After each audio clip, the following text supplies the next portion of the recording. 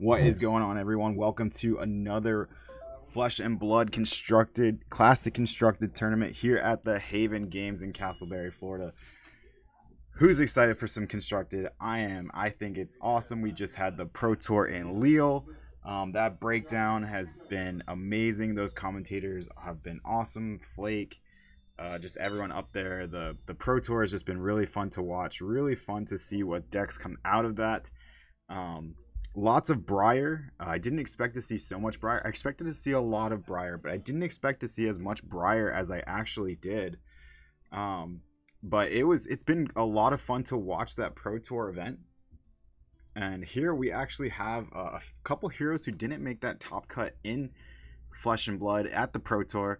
Hello, fam. Can't wait for some good games. Let's go, Brandalorian. Love having you in here every single week, man. It's been awesome. Thank you so much for joining us. Let's go. We have a pretty standard play from the Dromai on the left-hand side. Tom playing Dromai. He's been on Dromai for quite a bit. Dromai definitely wants to create those Ash tokens pretty early. The Ash tokens are exactly how she's going to create her dragons later on and use cards like Sandcover. Sandcover is quite a good card.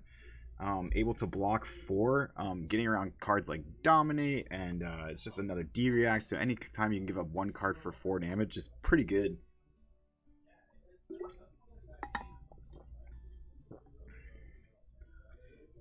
So we have what I believe is the Mounting Anger here.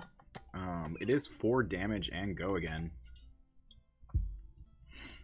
Fi is going to be looking to make a lot of those turns very wide, very hard to block all the damage that comes through. Stone Soup in the house. Let's go, man. Thank you for joining us.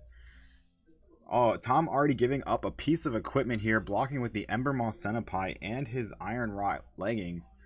Giving up that's a one-time block on those legs. It's 1 armor.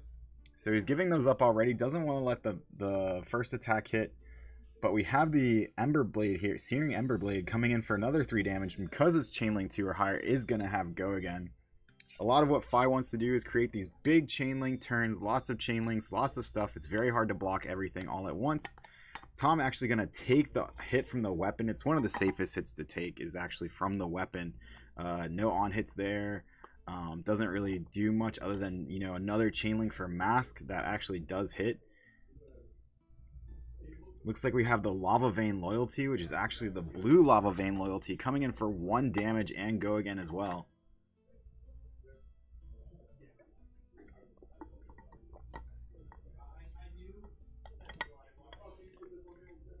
Looks like Alex is going to activate Fi here. Fi says you can pay 3 to grab a Phoenix Flame from your graveyard. It costs 1 less for every Draconic Chainlink you control. Currently, Alex controls 3 Draconic Chainlinks.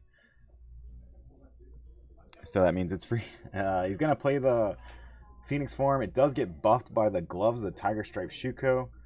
Adding that 1 damage.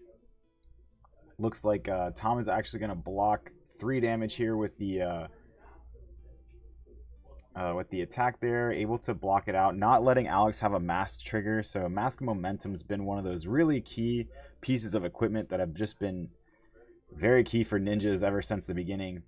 Mask of Momentum says that if you let something hit and it's the 3rd thing in a row to hit, then they actually get to draw a card. Kind of extending those plays can lead to a lot more damage than you're willing to give up.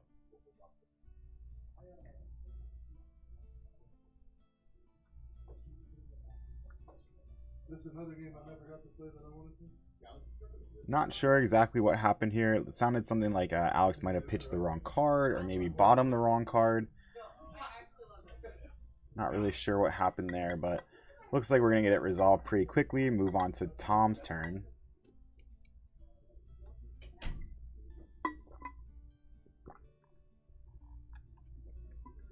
So Tom going to start actually by invoking Mirage Eye. Mirage Eye is actually one of the best dragons, I think, in the game, and a Chromai. These dragons, having both out on the field, are actually pretty intense because they actually let you get around, not necessarily get around it, but they're much less likely to get affected by Phantasm, right? So Mirage Eye says it's a 2/4, I believe, but it says your first attack is a 2 damage, your first dragon attack each turn is actually no longer affected by Phantasm. It loses Phantasm and can't gain it. And then Chromai says when he attacks or leaves the field, you actually gain an action point. So kind of like an insurance policy against Phantasm. Alex going to let both of those hit. Definitely okay with letting both of those hit. Not too worried about it. Phi does not block unless he has to. Looks like we actually had a pretty interesting draw there where Alex actually had 2 Art of Wars in his hand at once. Sometimes that can be pretty crazy if you get to play both Art of Wars, but looks like we're just going to pitch one to play the other Art of War. I'm sure the modes we picked are probably, if I had to guess, the +1 and the banish and draw 2 cards. A little bit of cycling there, plus a +1 on every attack this turn, not including the weapon though.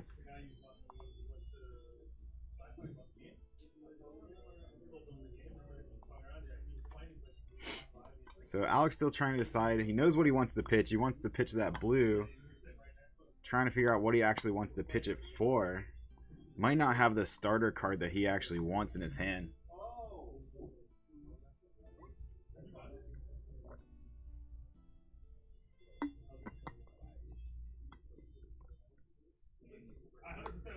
Yeah, definitely not the starter he wanted. Having to start with a Phoenix Flame doesn't feel very good. At least it gets the 1 damage from the Art of War. But starting with that Phoenix Flame is definitely not where you want to be. It does have Go again. It is 1 damage, so it doesn't feel too bad. But again, it's something that you wish you could have played it a little bit later in the chain.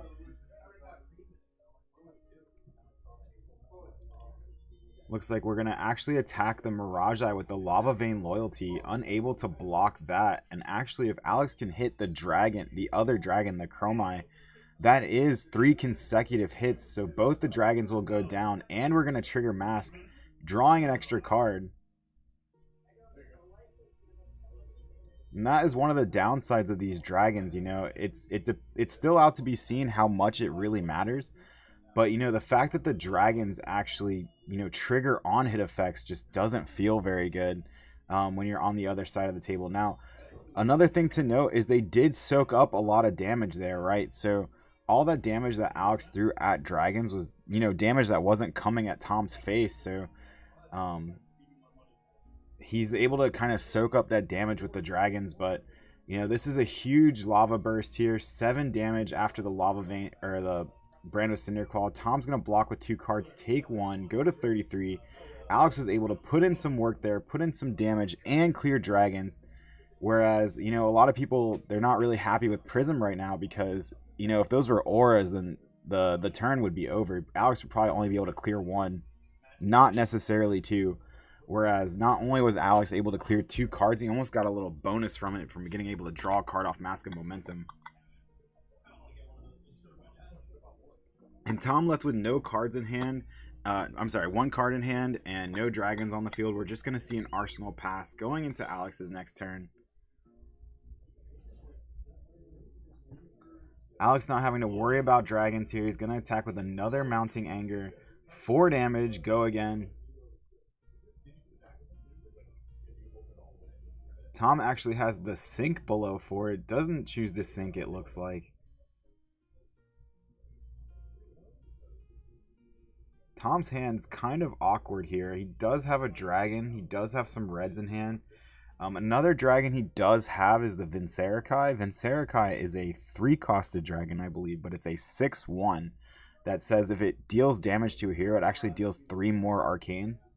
So for 3, basically for 3 resources, you can try to deal 9 to your opponent, but it's very fragile at 1 health. So the first chain link is fully blocked by the Sink Below. Sink Below just such a staple that we've seen ever since the beginning. So now we have the Rising Resentment coming in for 3 more damage and go again. And again, that's just what Phi's game plan is going to be the whole time, blocking as much as he can. Or I'm sorry, attacking as much as he can. No blocks. Tom going to block with the other Burn Them All. Burn Them All, I do like it that it blocks 3, so as a non-attack action, you know, sometimes with these non-attack actions, you typically see them block for 2. But the fact that it blocks for 3 is pretty nice here. And then, of course, we are going to have the weapon swing. We are going to give up that Vincerikai I was talking about, so not going to see it come down anytime soon. So Tom has fully blocked out fully blocked out this 5 turns so far, except for finally we're going to get 1 in through the Phoenix Flame. Alex is going to arsenal his last card and move on. Move on to the next turn. Going to let Tom have a turn with 1 card in hand and 1 card in arsenal.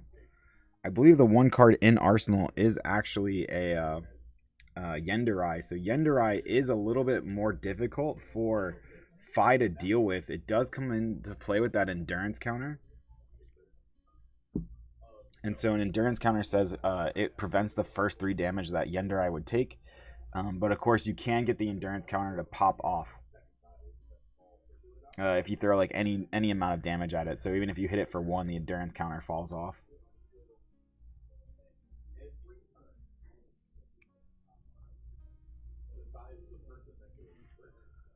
Looks like Tom choosing not to attack with it though. We're just going to get another Rising Resentment. 3 damage and go again. You know, I like a lot of these Fi cards. They're actually able to do a lot more if they were able to play it a little bit later in the chain link. They have these interesting on-hit effects, but looks like we're not going to deal with any of those right now. Tom's just going to block with another dragon, invoke the Asvalai. Not coming out today. He's just going to use it to block. You know, another good thing about the invokes is that they're all non-attack actions that block for 3. Looks like the Lava Vein Loyalty is going to pop the endurance counter off of Yenderai. So now Yenderai is just a 3 health dragon ready to get popped.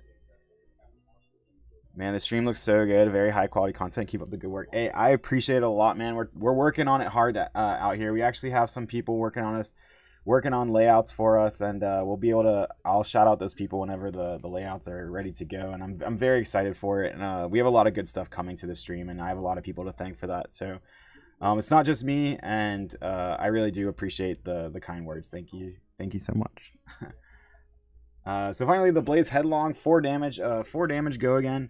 Just cares if you've played a red card this turn, and we did play the red Rising Resentment. So 4 damage and go again. Pretty great card here. Pretty strong. Gonna see if Tom actually wants to keep up this blocking plan. I think I see a Kyloria in his hand. Kyloria, not really something you want to give up too often, but looks like we're actually gonna give a Rake, and I think I can't see the other card below. I think it's another Invoke though. Oh yeah, it is the Invoke. Necria, really strong dragon with a really lot of health total. So not gonna be seeing that dragon come out this turn. We are just gonna block. Looks like Tom is pretty much on the blocking train here. Going down to 30 now. 5 damage coming at the end there. Sorry about the glare on the end of the combat chain there, but Tom taking 5 damage, going down to 25, and looks like we're just gonna arsenal the last card. Yep, Tom's just gonna arsenal and pass up to his next turn, or pass it over to Alex to go. Just able to go off again. Alex not having an arsenal, so hopefully Tom's thinking like maybe this turn it'll be a little bit slower this turn, but we'll see. Not being able to affect Fi's hand, I think, is very dangerous, or just very. You want to be able to affect Fi's hand as much as you can. Otherwise, they're able to just go off without any real repercussion. Their on-hit effects, you know, not always the most powerful on-hit effects in particular, but, you know, Mask of Momentum is always a thing. So looks like we're going to start with a Brand with Cinderclaw, just for 1. Then we're actually going to play the Belittle. Are we going to actually search for the Minnowism? Doesn't look like it. Oh yeah, we are going to search with the for Minnowism, revealing Spreading Flames. So that's going to allow us to fetch either a blue or a red Minnowism. Minnowisms typically fetch the blue. The reason you usually fetch the blue is for the resources. So if he fetches the blue one here, which it does look like, it looks like he is what he did. You're able to, basically it's like a blue card on demand, right? So you just pick up the blue, and now you're able to like do something like swing the sword and then activate 5 for 1, things like that. So keep the chain going, try to threaten Mask, to threaten as much damage as you can. And if his hand was all red without the blue Minnowism, then that hand was not very threatening. But now that he has the blue, he's able to search it with the Belittle. That's very strong, and he's going to be able to pitch that blue and do it way more this turn than if he hadn't. You know, it's kind of interesting that the Belittle Minnowism combo was kind of talked about being almost too good. People are saying ban Belittle, searching Minnowism is too strong. Being able to search a blue whenever you want it just doesn't feel fair. But looks like recently we haven't seen as many Belittle Minnowism decks out there, but Alex still on it out here in Florida, ready to drop that Belittle down, ready to pitch that Minnowism. Looks like we're probably going to swing the sword here if I had to guess. Unfortunately, Tom does have to block with a Tomultai here. Tomultai is one of the most impactful dragons. First of all, the art, perfect. I love Tomultai's art, but his effect is if he attacks, you reel the top 2 cards of your deck. For however many reds you find, put in -1 counter on a piece of equipment. If that equipment has 0 armor left, you actually break that equipment. You destroy it. So that can be really crazy. That can actually lead to a broken mask. That can lead to a broken Shuko. If you only hit 1 red, you can still break the tunic. It's pretty interesting. So we are going to see that Alex actually was able to swing the sword. The sword did hit, but then we actually have the Fate Foreseen blocking the Spreading Flames. We are going to activate Phi here. I think a lot of times Alex likes to activate Phi, and if the Phoenix Flame doesn't really do too much, he normally arsenals it. But it looks like this time he's actually going to swing it. Another big turn from Alex. It is 35-18 going into Tom's turn, but this is probably one of the turns that Tom has had the most amount of cards available to him, even after blocking a lot of damage. So let's see if he can make some kind of, turn from here that actually, like, brings him back a little bit more, brings us a little bit closer. I did see the erase face, but we'll have to see if Tom's actually able to play it. He might have 2 reds in hand. Yeah, so unfortunately he didn't have the actual... Oh, he did have a blue, but the blue... Oh, he did have a blue. Oh, but now he can... Assuming that Kyloria doesn't get popped here, then he'll actually be able to play the erase face and attack with Kyloria. And Alex did have the Command and Conquer that does pop the Kyloria, and unfortunately the erase face will have to be arsenaled here. That was looking to be a pretty decent turn from Tom, but having the CNC at the right moment, another one of these just, vulnerabilities that Dromai does have, having to have the Phantasm on every single dragon.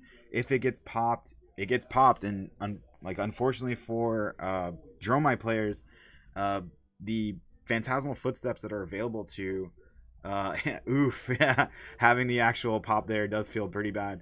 But unfortunately for Dromai players, they actually don't get really good access to Phantasmal Footsteps. Like, they do have access to it, but it only works on Illusionist attack cards, and that doesn't count the dragons. So not really. The only thing you can really do to save an action point from a dragon pop is if you had started with something like Lead the Charge, or if the dragon popped was Chromai, something like that.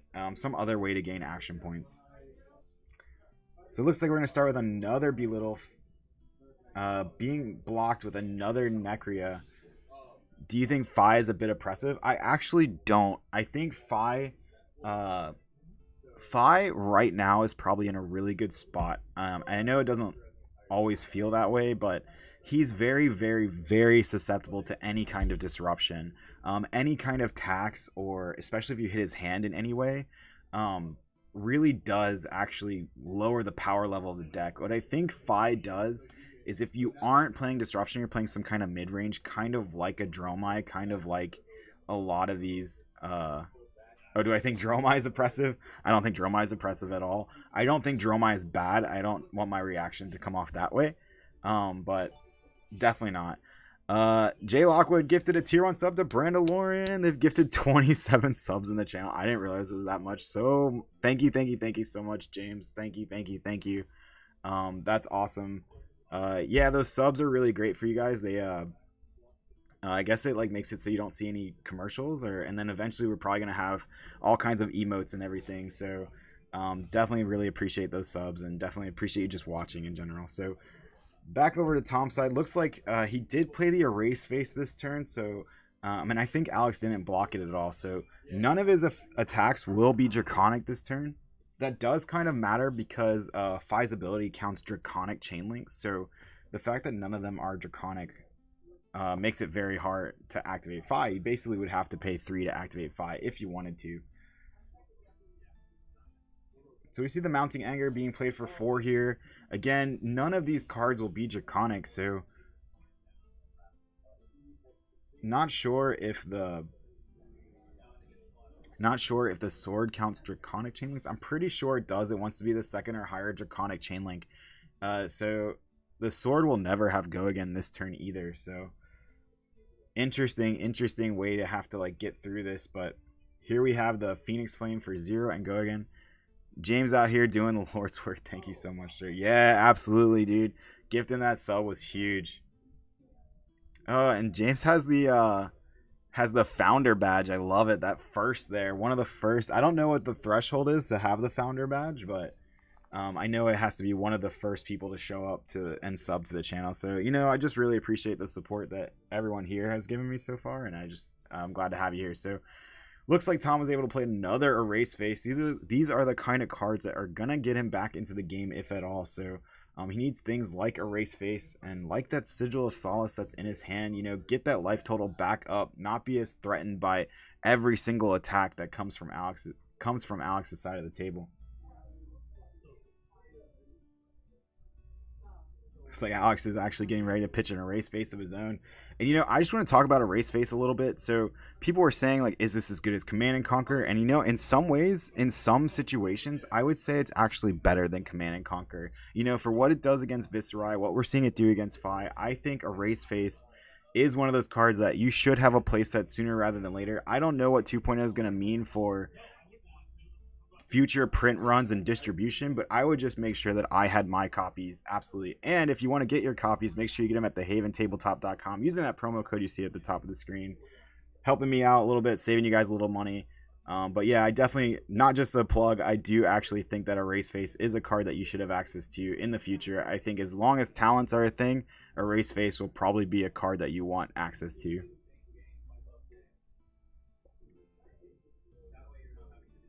So another Belittle coming from Alex. Belittle just doing so much work. Looks like Tom is actually going to go up the Crown of Providence, and he's going to use the Crown of Providence effect to spin a card. Crown of Providence, another new card out of Uprising. Actually a very interesting card. So people were saying, do you want to use Crown of Providence or do you want to use Arcanite Skullcap? And it seems like for the most part, we've kind of seen what players really want to use. They want to use that Crown of Providence. It fixes some bad hands. You know, Crown of Providence is a one-time 2-block. But it also says you get to either spin a card from your arsenal and draw a card, or you know, do the same kind of sink below your hand or draw a card. AJ, what do you think about the dual class hero and dual classes in general? So I called dual classes a long time ago. Don't try to I don't mean that as a brag. I expected them to do dual classes. What I will say is it's way sooner than I had expected. I thought we were going to go through all the talents first, and then I thought they were going to start merging classes together. But I also didn't think they were going to do it on the hero. I thought we were going to get like dual spec cards first, like things that can be played in warrior or wizard, something like that, not necessarily on the hero. That being said, how do I feel about them? I think it's freaking awesome, man. I'm ready to see some wacky, like, what do people build? What do people come up with to make it interesting? You know, I want to see the builds. I want to see what kind of comes out of it. I also want to see more dynasty cards. So I'm super excited for it. I think his effect is pretty awesome. You know, pay 3 and you get to fetch Command and Conquer and play it. But the way it's balanced is you can only play red cards. So the way it's kind of looking right now is you have to pitch 3 cards to play a Command and Conquer, which doesn't really feel good. But, you know, there's still Flamescale Furnace and maybe other ways to get there. So looks like Alex does block the Command and Conquer that came his way. Keeping that Arsenal card does actually like it. So we have a Spreading Flames for 3 and Go Again. You know, we make a lot of jokes that Phi deck is basically just a lot of head jabs, and it really does feel that way sometimes. Looks like Tom is actually going to block with a Mirage Eye here, not allowing the Spreading Flames to hit.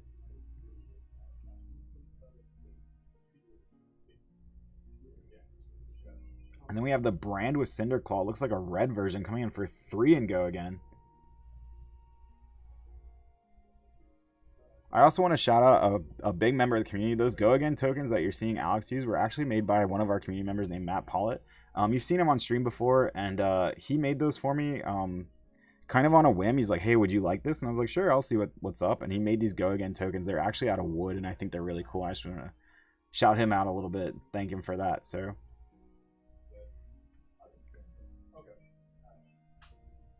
Now we have the Rising Resentment coming in for 3 damage. And looks like we have an even bigger, or sorry, is that all you got? That all you got, another interesting card out of Uprising. It's a defense reaction that blocks for 3.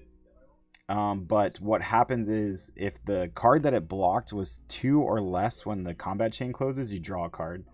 So because that was a 3 damage attack that Tom blocked, he won't draw the card, but you know, it's still a defense reaction that blocks for 3. Could matter. So it looks like we're just gonna play a Chromai. Alex is glad to take the 2 damage from Chromai. Tom gonna arsenal that last card in his hand. It was a Sigil of Solace, so that unlocks your go again on your dragons. Should Tom ever get to the point where he can summon some dragons, or more than one dragon. But it looks like we're gonna have an Art of War turn here. Art of War turn typically means something big is gonna happen for the Fi player here. So we are going to banish the Lava Burst, draw 2 cards, and looks like he picked +1 on everything. So, you know, it makes that math a little bit more difficult. You know, a lot of 3s become 4s, 5s become 6s, 6s become 7s, you know, things like that. So, Art of War, one of the strongest cards I think I've ever seen. And you know what's funny is, like, early on, it was kind of tough to see it get played. And recently, we've just, not just recently, but you really ever since Monarch, I think we've really seen Art of War come to form and just be a really good card. So, Searing Emberblade getting blocked by the Billowing Mirage into a Ronin Renegade coming in for 4 damage for free, not for free, but no resources. And finally, I think we actually have another Rising Resentment. 4 damage and go again. Going to be blocked with the Invoke Yenderai. Leaking 1 damage. We are going to play 1 more Phoenix Flame. Get another damage here. It would be threatening Mask of Momentum trigger. And yeah, it looks like we are going to play it. Looks like it's going to come in for 3 damage, I think, from Shuko. Tom saying no Mask of Momentum trigger. But look at that turn from Alex. Just look how wide that turn went. Tom was left with no cards in hand. Now we know what the card in his arsenal is going to be. But unfortunately for him, it's not going to do anything that's going to impact Alex's turn. Tom's going to draw pass, go to Alex, pass it back to Alex, see what he can do.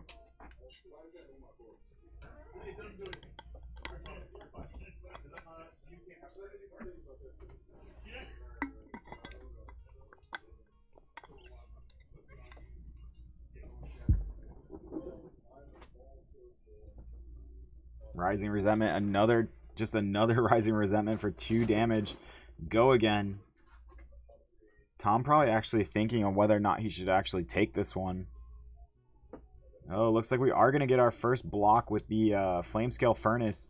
Flamescale Furnace, a really interesting card to come out of Uprising too, but right now the most notable thing about it is that it blocks for 2 with Temper.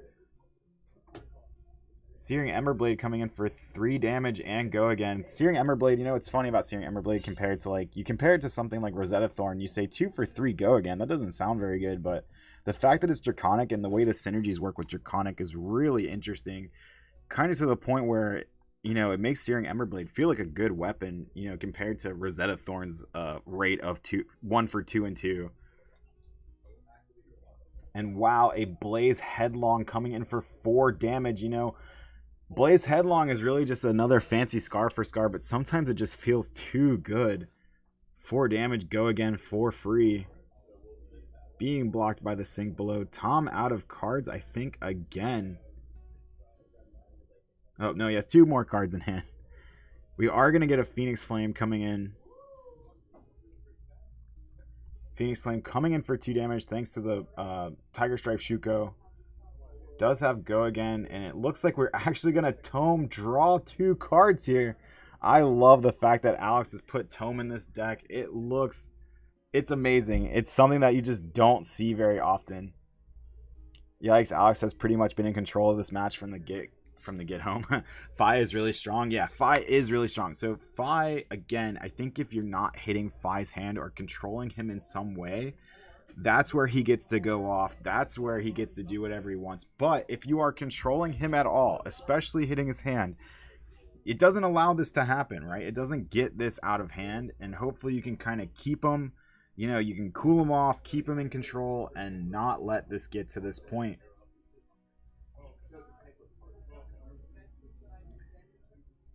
Tom just gonna start his turn with just a passing mirage and pass the turnover. Again, all we have in Arsenal is a Sigil of Solace for those just joining us. So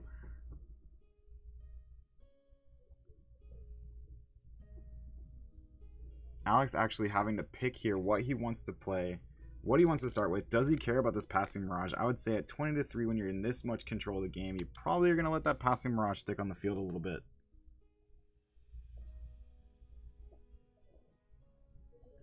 Oh, and before Tom actually draws up for his turn. Oh, okay, never mind. I thought it was Alex has done this before, so I just was wondering if he had actually activated Phi at the end of his opponent's turn to just get the extra Phoenix Flame, but it looks like he actually did it on his turn. So interesting enough, starting the turn with a fully costed Phi there. Yeesh just got here. Yeah, Phi seems like a tough matchup for Dromai. Yeah, and Dromai's kind of been on the block plan, maybe like a bit of fatigue strategy. So the Phi has not been really tested here in terms of, like, you know, any kind of really scary on hits. Alex did have there was a crucial moment where a Kylori was out and Tom was going to be able to back it up with an erase face, kind of bringing him back into the game. And unfortunately for Tom, that is just the turn that he drew into a CNC. So yep, and it looks like we do have to play the Sigil out of Arsenal to that CNC, which is going to make us go up to 6, back down to 3 from the CNC hit. Tom going to Arsenal the last card in his hand. Alex is just going to draw up. Alex's deck is starting to look a little thin. However, Tom is only at 3 life, so it will be interesting to see if Tom is actually able to maybe fatigue him here. I feel like that's his only real hope. So gonna see the Rising Resentment coming in for 1 damage here. Looks like we're actually gonna quell it. You know, we get our one-time use out of these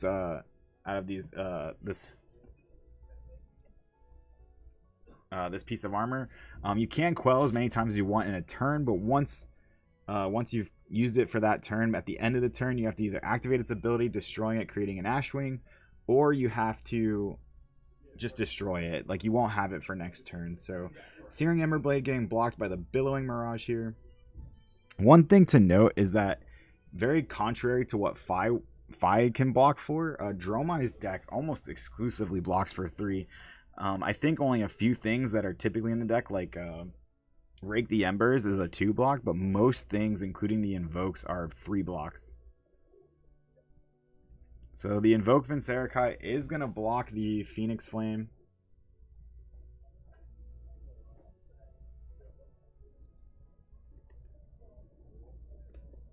And Alex just going to pass the turn there, you know. Again, this is one of the turns that Tom is actually going to have a few cards. Hey, Sixberg21, thanks for the follow. Thank you. But this is going to be one of the few turns that I thought Tom was going to actually have some cards to work with, but it looks like he's just going to draw up.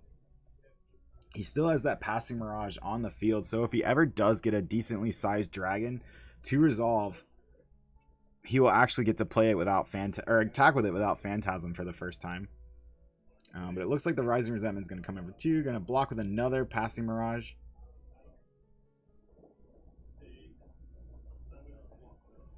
Looks like we have the Brandwith Cinderclaw coming in for 3 damage. Going to block that with an Invoke Chromai. What's the field looking like today? I'll have to take a look for it. I kind of was setting up the stream like the whole time, so it looks like we are going to get a block with the Sink Below from Arsenal on the Blaze Headlong. But yeah, I'll get a look out there. I know there's a Dorinthia, and I know of these 2 matchups, but again, I'll have to take a look out there and see what I got for you. We're only gonna have 2 matches here today, so I'm sorry, 3 matches total. It's an 8-man locals, so but lots of good players here, lots of people who are, you know, really talented players, and I'm really glad you guys have joined us. So looks like we are gonna get the final chess piece block, and we are just gonna throw 2 cards at the last. Looks like 2 cards at the erase face.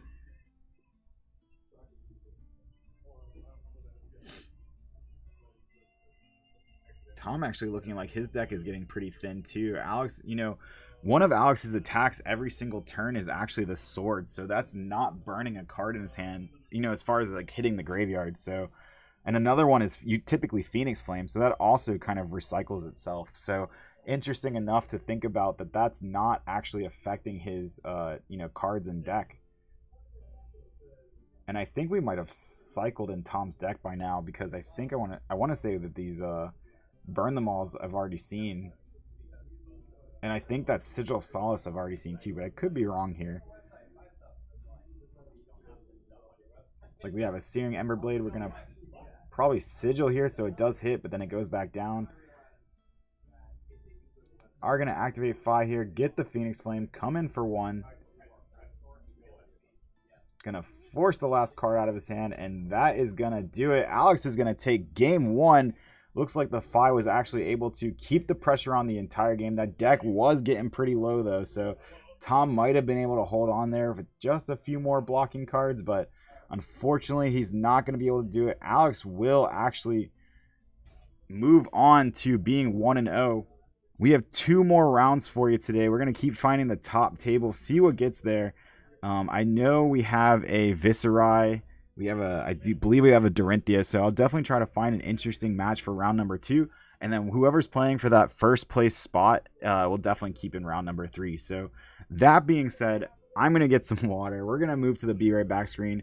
We're not going to be gone for very long. I'll say we'll be back in about 7 minutes. So 3:07 Eastern. I'll be back here. Whether or not we start the round, I'll be back here talking to you guys. I just got to get a little bit of water. Talking a lot. So that was an awesome match. I really like to see Fi just being able to do whatever he likes to do.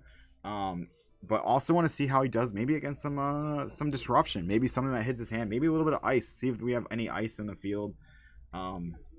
See what's going on there. So thank you guys so much for watching so far. And we'll throw it to the Be Right Back screen. And just like it says, we will be right back.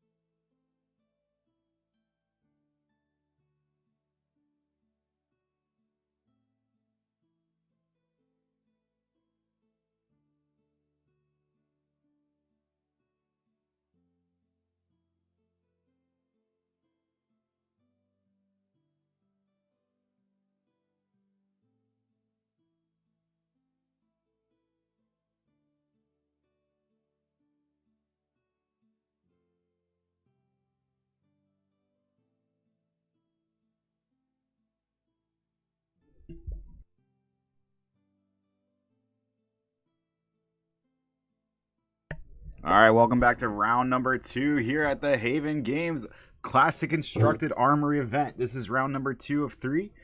So we have a really fun one for you. Both these players, I think, are 1-0. We actually have a Bravo and a Dorinthia. Dorinthia, not a hero we see too often anymore. But she got a lot of tools out of that Rhinar versus Dorinthia deck.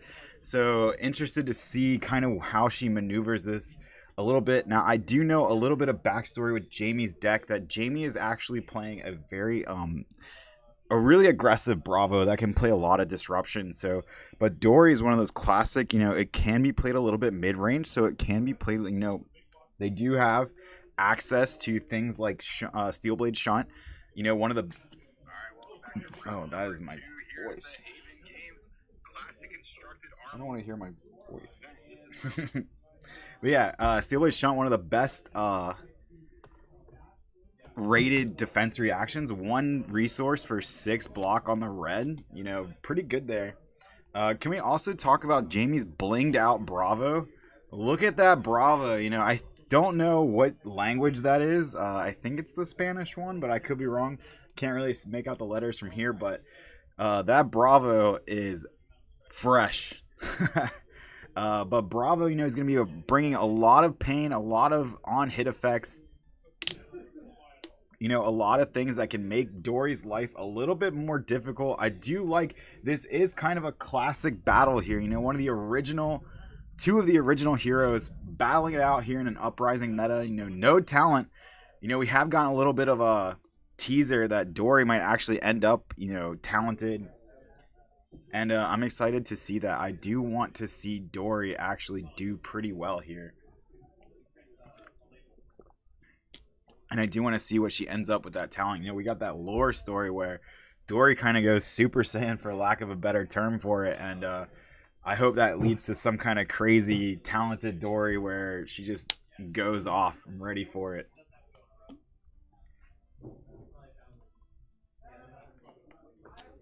I like to see that a lot of people are excited to see like who wins, who's rooting for Dory, rooting for Bravo. As your commentator, I kind of want to stay a little bit partial, but Dory was my first love and my first onboarding into Flesh and Blood. I love Dory, so the fact that OG heroes are still relevant and playable warms my heart 100%. It speaks volumes that heroes that were released 3 years ago get to stay relevant and still be played. Interesting to see that the Uprising meta, people complain about, like, people like to say that, like, maybe it's too fast, maybe the game's moved on, there's too many good on-hit effects, maybe it's a little too aggressive, but then you still just see Dory and Bravo kind of just waiting in the weeds. Bravo, once Star of the Show rotated or, rode off into the sunset in Living Legend, we still got to see that this Bravo showstopper is actually still pretty good. Those crush effects some of them are just devastating, like Spinal Crush, Crippling Crush, not against Dory, but Crush the Weak and Chokeslam. Very good cards. So both of these heroes get to pack a pretty big armor suite too, so we are going to see that Bravo actually gets 2 block on the gloves, 2 block on the chest piece. He is running Crown of Providence, it appears, and then Iron Rock gloves. So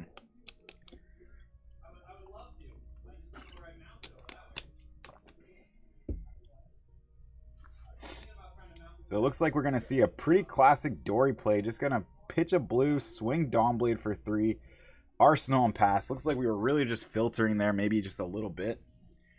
Jamie actually going to give up one of those Crippling Crushes. Maybe just saying, like, I don't need it. I don't need to worry about this Crippling Crush. Or maybe I just had too many reds in hand. So we are just going to pass to Jamie. He does have a Pummel in hand. So Nick does have to worry about that. It is going to be something that disrupts Nick's hand a little bit. Jamie kind of in the tank here thinking, what am I going to attack with? We're going to make a Seismic Surge using the Tectonic Plating. 2 floating. We are going to pitch for the Weapon Swing. Coming in for 4 damage. 2 floating. Looks like we didn't have the pummel doesn't account for Unothos to actually get that buff. So really it's just a 4 damage attack, but we are threatening with that pummel, so we'll have to see whether or not he chooses to keep it, save it for another attack, or if he just wants to get damage in. You know, it would be an 8 damage attack. If Nick chooses not to block here, he goes down to 32. Looks like Jamie does pick up his hand. He is actually going to just arsenal that last card, so choosing not to actually spend it here is saving it. I think LSS does a good job with releasing the generic class cards, which allow the OG heroes to remain solid deck choices in the present meta 100%. It's not just the fact that they're still good, it's the fact that they're still good because they receive support. So kudos to LSS for keeping support up. Generic cards, you know, I do actually like the fact that they keep those generic cards in the pool too, because even when they announce, like, say, a Phi or whatever, we do have things like Mask of Momentum, you know, that came out. That's a generic-ish, you know, it's a ninja card, but they can play it. Jamie not going to turn on Reprise here. He is just going to play the Staunch Response from Arsenal. Nick going to try to get around it with the Twinning Blade. Using that History Pack Twinning Blade. I love the white borders. So 3 damage. Normally the Dawn Blade does have to hit for Dory's ability to go off, but the Twinning Blade does get around that. Jamie going to block with the Tear Asunder.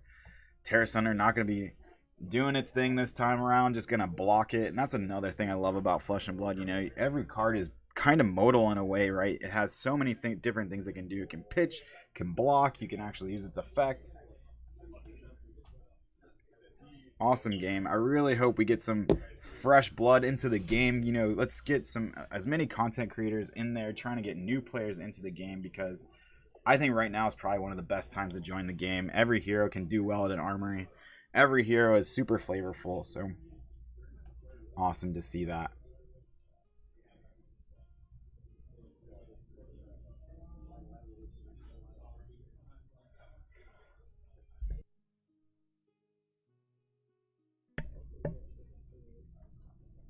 Nick kind of trying to put together his turn. He does have one of those new cards from the battle decks. This card is really interesting.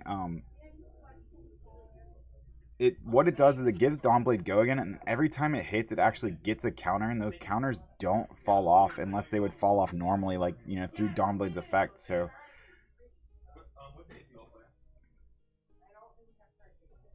we actually have the Fate first scene from Arsenal. Now, what's really important is that these defense reactions keep coming from Arsenal.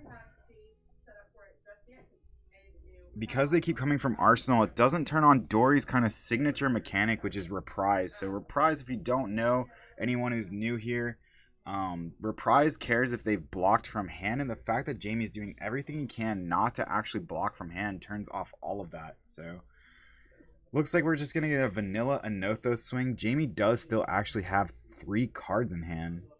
They might actually all be defensive, though. I do see an Oasis Respite.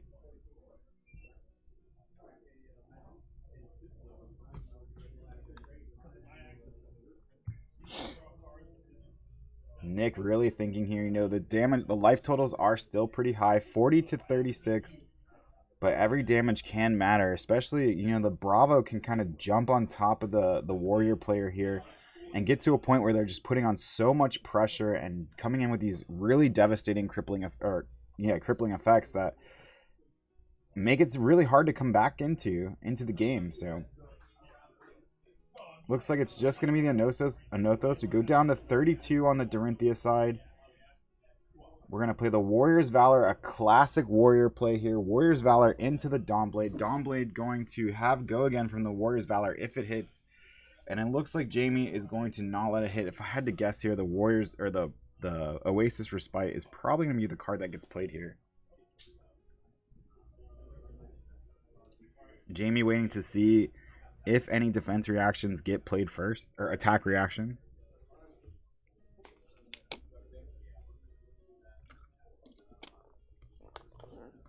And yeah, blocking with Tear Asunder and Crippling Crush feels bad, but I mean, there are 2 more of each in the deck, so I think Jamie's just worried about ever letting Dawnblade get to this point where it's, you know, I'm pretty sure Jamie just never wants a counter on Dawnblade.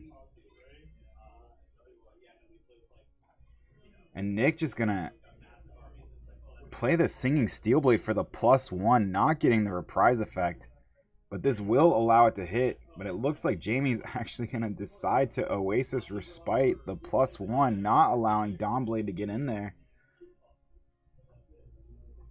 Both of these plays are a little greedy. You know, Jamie might have been able to let it hit, maybe wait for the second swing to block more damage, but not sure. Maybe just stopping the one there is also good too. Dawnblade never gets to swing again, but maybe you could have baited out more out of Nick's hand.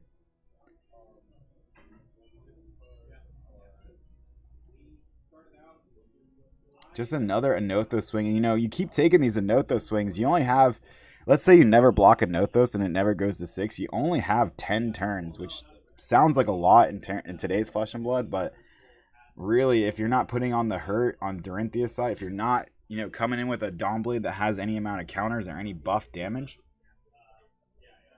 it just doesn't seem like you're kind of not getting there, right? So every turn, plus once you drop to maybe like 10 or so under that, you're in lethal range of like something like a Crippling Crush. So then you're giving up cards to block anyway. And it looks like we are going to Steel Blade Shunt to get our first point of damage in through Shunt's ability. I was talking about this as the game started. Steel Blade Shunt, very highly rated in terms of like 1 cost for 6 damage on the red is insane, especially when you get to use the Tunic counter on it. Pretty classic play there from Dorinthia, doing that ever since Welcome to Wraith first came out.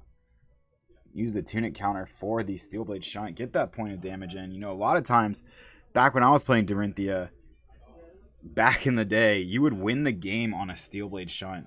Being at 1 life, you look at your opponent's graveyard, he's playing Dorinthia, you don't count quite all 6 shunts in there that you're expecting them to play. Kind of just always worried that one more is coming.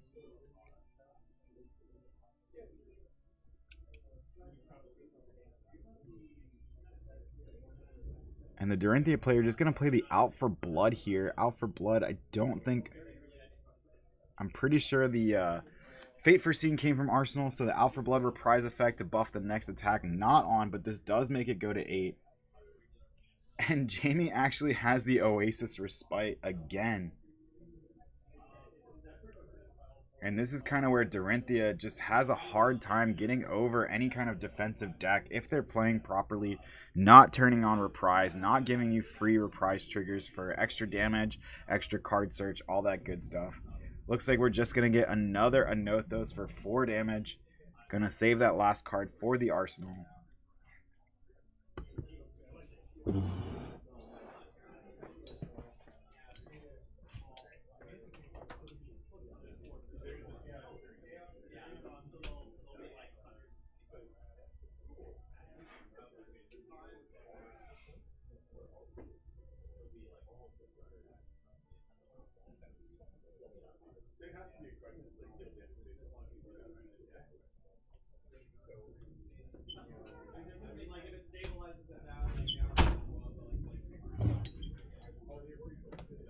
And it looks like right now we just have a naked Dawnblade swing, which in the past I would say never block a naked Dawnblade, to be honest. But nowadays you never know because the go again can come from anywhere. And it looks like Jamie finally has a hand that he likes.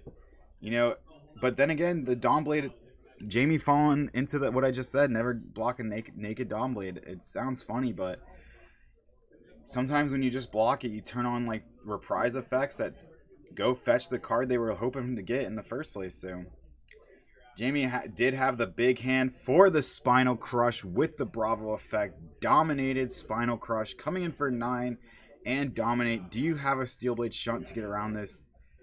You better, because otherwise you will not have go again next turn, and Jamie will pretty much be free to not care about your 1 Dawnblade swing or whatever you end up doing. I do actually see the Steel Blade Shunt in Nick's hand, but it might not be the red.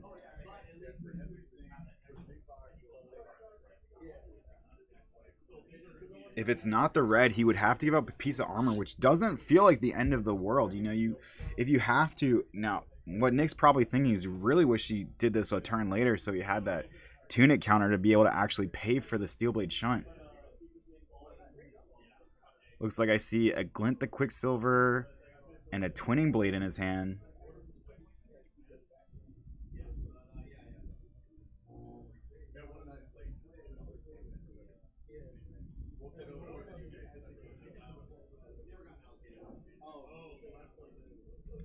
Yep, so really trying to decide here. He's going to give up the route. I probably agree with giving up the route. Route not really doing anything too much for you in this game. So far, Jamie's been very disciplined and not actually turning on Reprise. And maybe we can actually save that route for a later turn in the game if we end up cycling. Which this game has been a little bit slower. Lots of blocking. Not too used to this in current Flesh and Blood. Lots of blocking on both sides. That's kind of what happens when you get these two classic heroes battling it out.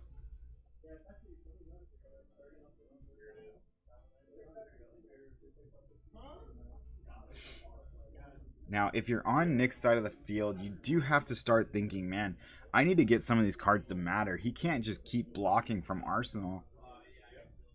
You know, a lot of times that's when you would play the Crippling Crush, or not Crippling Crush, Command and Conquer if you're Dorinthia in the old days, just to kind of crack that armor a little bit, crack the Arsenal card. They have to block with cards from hand, things they don't really know what to do, and it was something they weren't really ready for coming from Dorinthia. I don't know if the space is there anymore. You know, there's a lot of new toys that Dorinthia got, but Command and Conquer kind of commands those 3 spots if you're willing to run it. And then just another Spinal Crush here, but what's scary for Nick is that he could be bluffing. He did leave 2 resources up. He could have dominated this with Bravo, but he chose not to. He has a card in hand and a card in arsenal. Everything is screaming pummel right now.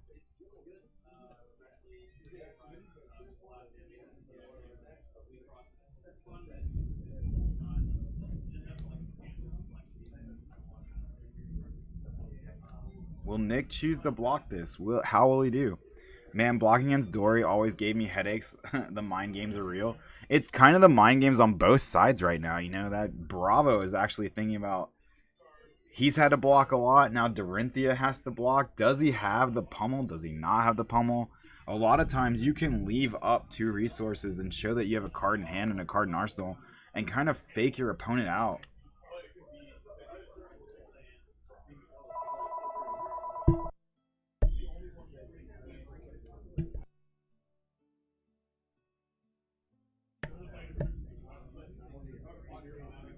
Nick really in the tank here. How is he going to block this?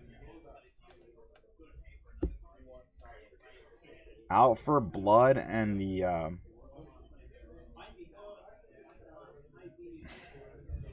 buff card that actually blocks for 3.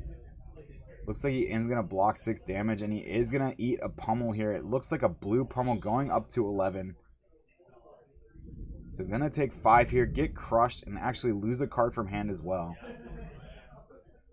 He lost the Singing Steelblade. Singing Steelblade is a really strong card. You know, it goes and fetches any attack reaction you want as long as Reprise is active. But Jamie has done everything he can do to make sure Reprise has not been active all game.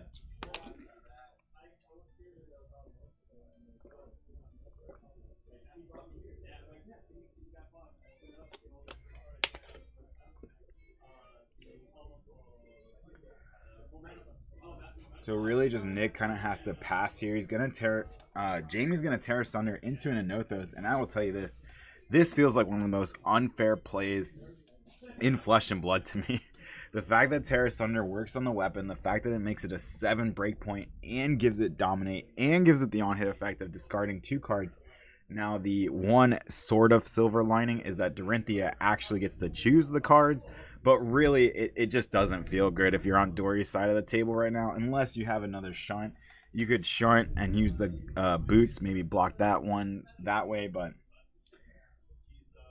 this is a really bad spot to be in if you're on Nick's side of the table, just staring down this Terra Sunder into a hammer swing.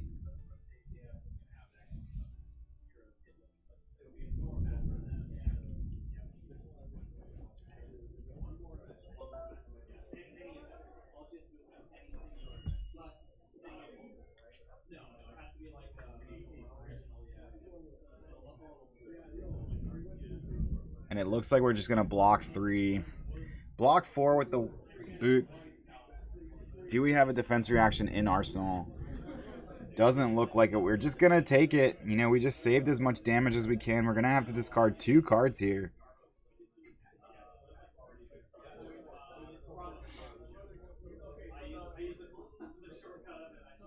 We are going to discard the 2 cards. Looks like it was at least the Dorinthia specialization.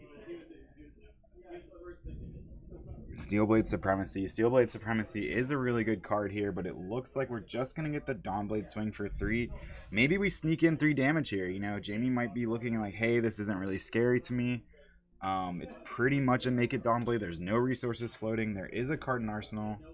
Yep, looks like that's going to be exactly what happens. You know, as much as Jamie kind of feels like he's been in the driver's seat a little bit, it looks like Nick is doing everything he can to keep this even. You know, 24-20 isn't that big of a deficit, and definitely a big turn from Dorinthia can kind of turn this around.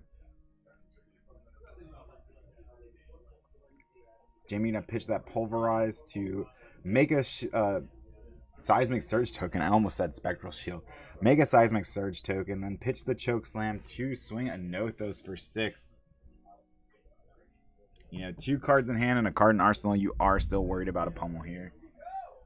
Pummel bumping this to 10 is half your life right now. Nick is basically playing Blitz at this point. 20 health.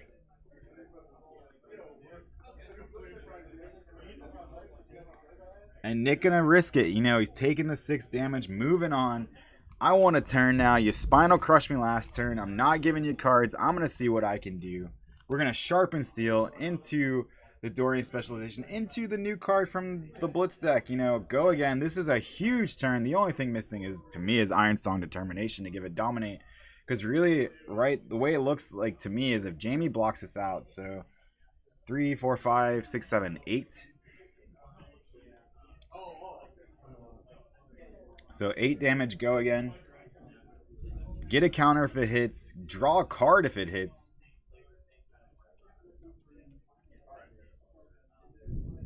Against a lot of different classes, this would be much bigger, so like much more scary. It looks like Jamie's actually going to block 4 here, and he might have another D-React in Arsenal.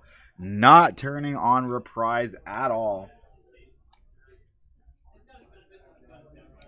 And if you're Nick, you have to be looking at that saying, what do I have to do to get through this to this Guardian? All of that. That is probably one of the biggest turns. And with the go again, it looks like Nick's just going to play an E-Pot out of his hand, play it onto the field, have that ready for later. And really, again, if you're Nick and you're just saying, what do I have to get through, to get through to this Guardian, do some damage, and turn on Reprise. There's just been no Reprise triggers at all. Jamie putting on a master class here. And with the Seismic Surge token, pitching 2 blues, he's going to Crippling Crush, no Dominate. But at the same time, it's still 11 coming at you. Not threatening Pummel, only 1 card in hand, no resources floating. But still, 11 damage with an on-hit effect is staring you right in the face.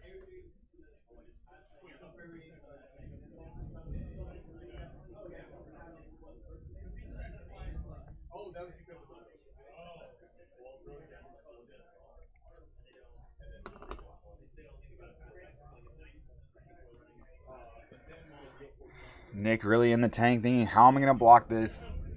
You have to give up 3 cards or 2 cards and some armor.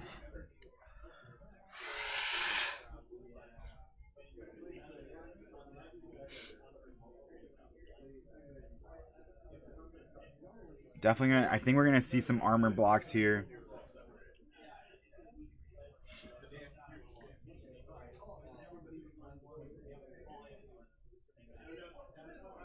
Thought about giving up the Twinning Blade, chose not to, took it back a little bit.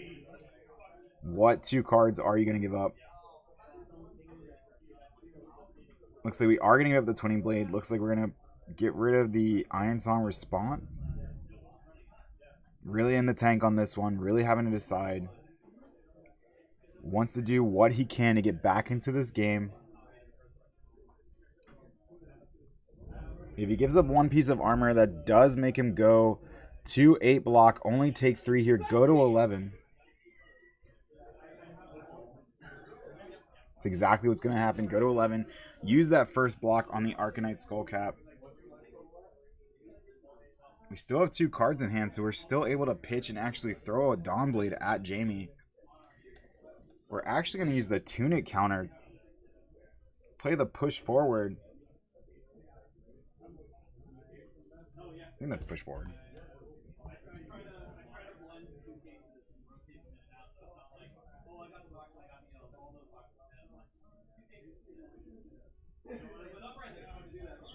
No, that is run through, I think.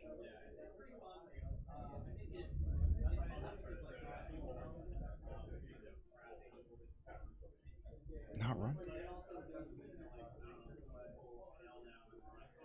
Buffs the Dawnblade by 3, gives it 6 damage. I know it does something if you've already swung the Dawnblade once, but unfortunately not going to do that.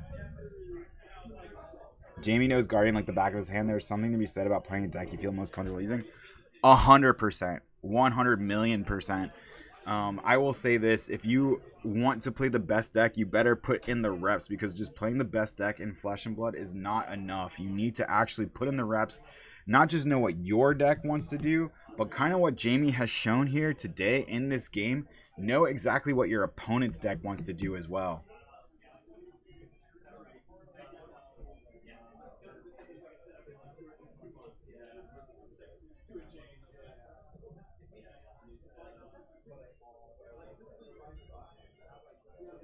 Jamie has not let a reprise trigger happen all game.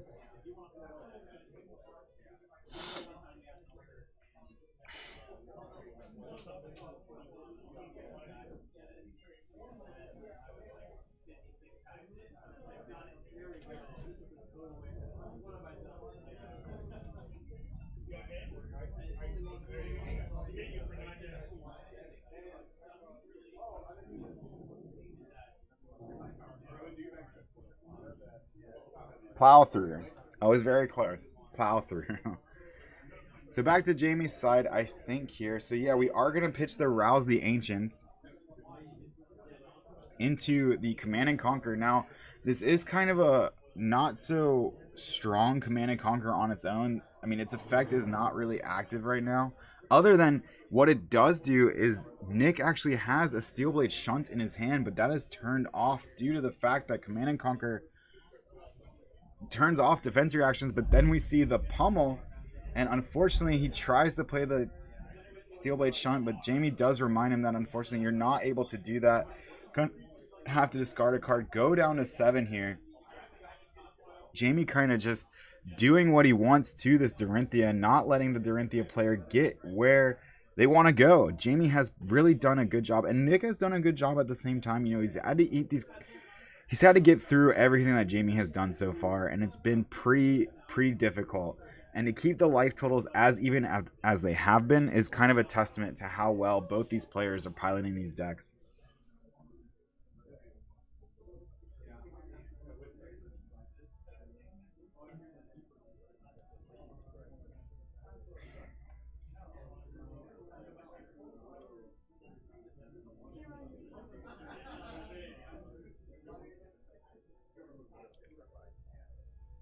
We do have one more round of Swiss coming for you guys after this game, and I'm going to promote it one more time just because this store is awesome to me. You guys see that promo code at the top of the screen. Use 10% off all Fab singles at thehaventabletop.com. If you use promo code TEAMACG, really helps me out a lot, really helps the store out a lot. They ship anywhere in the U.S. for sure. I'm not sure about worldwide, but I definitely know they ship anywhere in the U.S. Great prices already, and that promo code saves you quite a bit on any kind of big order. So once again, make sure you use that promo code TEAMACG at thehaventabletop.com. And if you're in Orlando, make sure you check out the Haven Games in Castleberry, Florida. One of the greatest stores that has opened so far. Awesome place for Flesh and Blood and any other games you might want to play, board games or otherwise. But it looks like we have the Iron Song Determination into the Plow Through, coming in for 7 damage with Dominate. Iron Song Determination, is it going to be enough to get in there? Looks like we are giving up the Iron Rock gloves and the last Iron Rock leggings and the last block on the gloves. Definitely feel a defense reaction coming from the Arsenal. And Nick's kind of playing mind games with himself at this point, in the sense that, like, man, I have these cards in my hand. I really need you to start blocking with some cards in your hand at some point.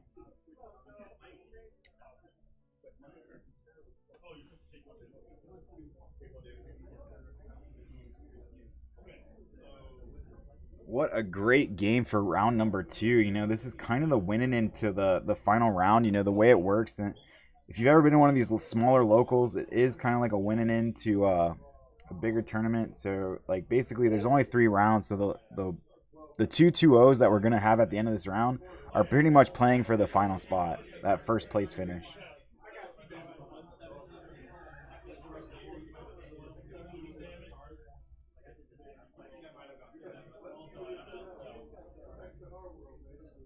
Jamie letting him take it back there. Basically, the attack reaction got him to 10, but Jamie was blocking for 10, so it didn't really do much for him in that moment. Have to imagine we'll just see Jamie actually just pitch the red in his hand, the Command and Conquer, to make a Seismic Surge token, get it out of his hand. That was a really big turn from Nick that Jamie was able to get out of without taking any damage.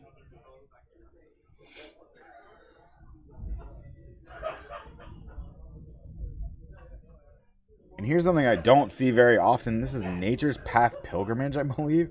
It adds 3 to your attack, and if you hit, you actually get to look at the top card of your deck, and if it's a non-attack action and your arsenal is empty, you can put the non-attack action into your arsenal. Something I haven't really seen too much outside of Welcome to Wraith Draft or Limited.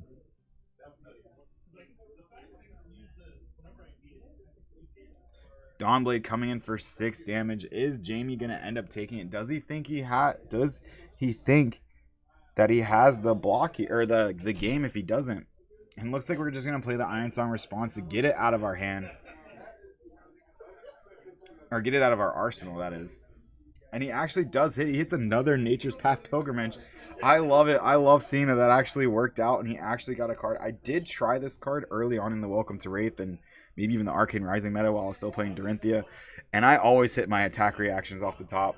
Felt like really bad when I did, so decided not to use it anymore. Jamie just coming in with the Command and Conquer, and he has the Pummel in hand. Do you overblock this if you're Nick? You probably are going to block the 6 no matter what. Because you have to. You have to block at least 3. But if you only block 3 and you die here... so you're going to have to block more than 3. But then the Pummel's coming right behind it. Kind of not giving Nick a turn no matter what.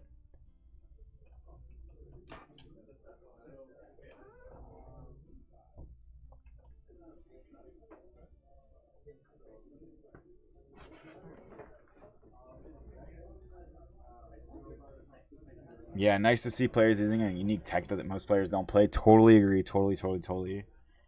Looks like Nick is actually playing around it. He's like, you're not pummeling me this turn. The only thing that sucks about not getting the pummel out of Jamie's hand, though, is that it's still there. You know what I mean? Like, he's still going to have it next turn and every turn after that.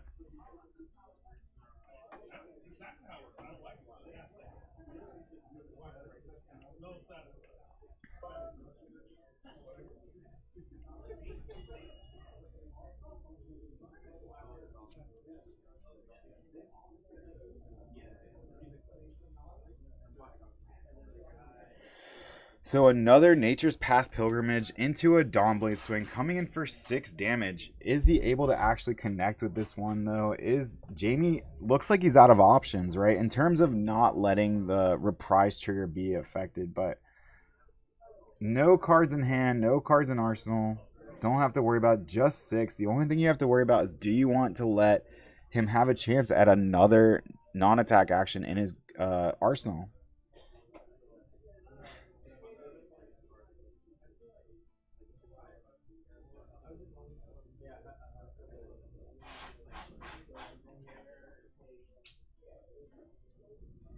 Jamie really doesn't want to block with his hand. I think there was one card left in Nick's hand, so it's kind of terrifying knowing that there's a resource floating, and any kind of block from your hand, this could actually turn on its head. Oh, it was an... Oh, he let the Nature's Path Pilgrimage. It hits an attack reaction. It hits the Overpower. Unfortunately, not a non-attack action. Kind of what I was talking about before, where there's too many reactions in the deck that don't count for Nature's Path Pilgrimage. And just another big attack with 2 resources floating for 7. You don't have really too much armor to be able to play around Pummel. It's probably going to come at you this turn.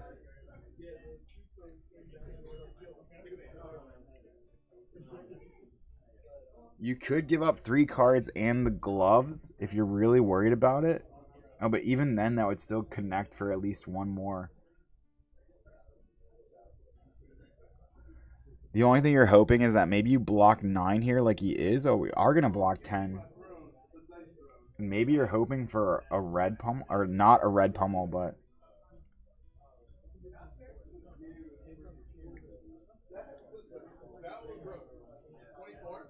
Jamie really in the tank. Is he deciding to block with the pummel? Or I'm sorry, play the pummel. Get in for 1. He's thinking, is 1 worth it with the last card in his hand?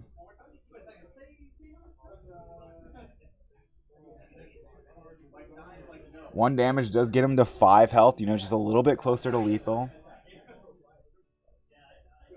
Bravo does have on-demand dominate, which could end the game at any point.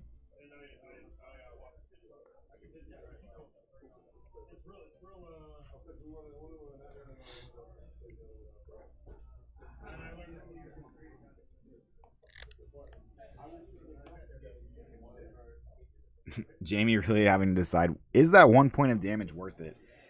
I don't know. It is 1 point of damage and a card out of Nick's hand. I don't know. I don't know if that 1 point at this point in the moment is worth it, but maybe even just cycling the pummel in his hand, getting something more threatening, getting a chance at another blue. Yeah, that's exactly what we're going to do. We're going to get in that 1 point of damage, get the card out of his hand. You know, it's 6-5. This still could go either way.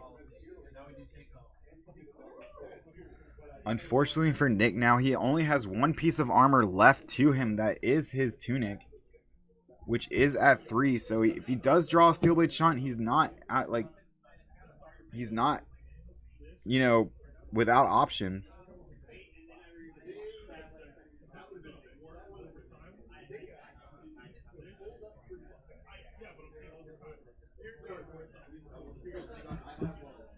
This isn't a Nothos for 4, but we know that that can jump to any amount of damage pretty quickly. Nick is worried about those pummels. Checking the graveyard. What attack reactions he got left?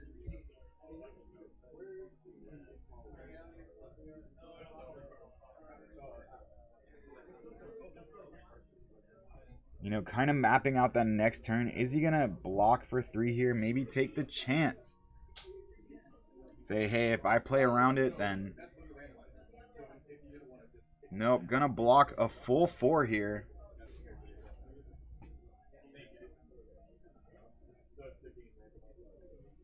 I think Jamie's checking for those Steelblade Shunts. You know, it's interesting to see that play work out here. He is gonna pummel, going up to 10. And unfortunately for Nick, he's only blocking 4 right now. Does he have a shunt? Doesn't look like it. Jamie looks like he is going to take game 1, I do believe. Or I'm sorry, game 2.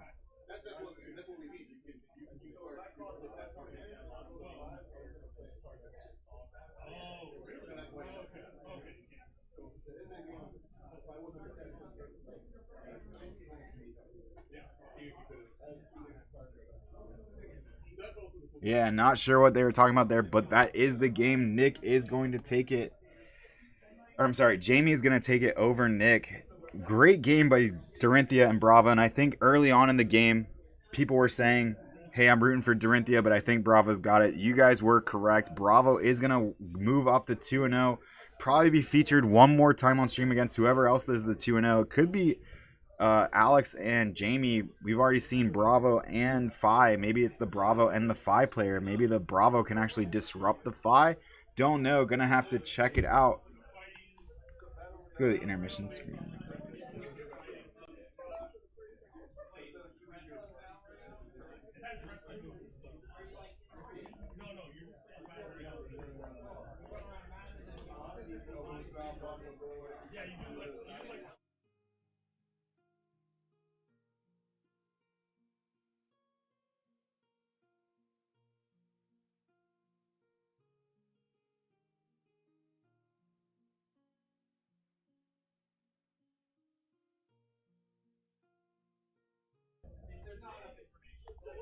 Yeah, James, you're on camera. What's going on? So that was an amazing round number 2. Jamie was able to get it. So I just want to thank everyone for watching so far. We do have one more round ready to go. We have the finals, whoever that's going to be. We're going to get our 2 undefeateds playing for the win here. Just wanted to thank you guys on camera, on stream. Thank you guys for watching so far. We do have one more. I am going to throw it to the Be Right Back screen, but just wanted to say thanks again. Say hi to James. Thank you, everybody. Yeah. All right, so that being said, we will move to round number 3 very shortly here. I believe that took up quite a decent amount of time, so we should be moving on to round number 3 very soon. So that being said, we will be right back, but don't go anywhere. We do have the final round. So yeah, Bravo did take it. Bravo took it. So I just heard the time and round thing go off. So shouldn't be too long, but I will let you know. I'll stay in chat, get some water, let my voice rest a little bit. I know now why at Pro Tour Lille they switch off. You know, they have 2 on, 2 off, 2 on, like 2 commentators on, the other 2 are on break, and they kind of switch it. Talking for an hour straight is kind of hard to do. So I'm gonna let my voice rest a little. I'm gonna throw it to the Be Right Back screen. Thank you guys for watching so far. We do have one more round. It keeps sounding like I'm signing off, but I'm not signing off yet. We do have one more round. Be right back.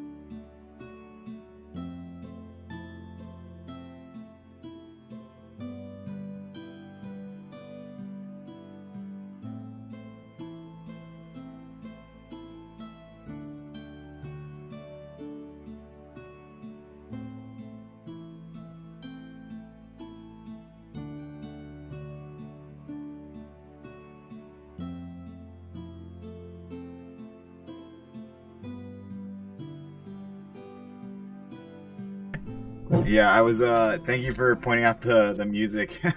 I'm glad you liked it. No, yeah, chill and vaguely medieval. Funny enough, uh that's on purpose. I literally search fantasy royalty free music to play on stream. So I'm glad you like it. I'm glad it fits. So this is the final round for today. I want to thank all. We had 18 at one point, not including YouTube. Not sure what that count is. Thank you guys so much. Let's get into it for the final.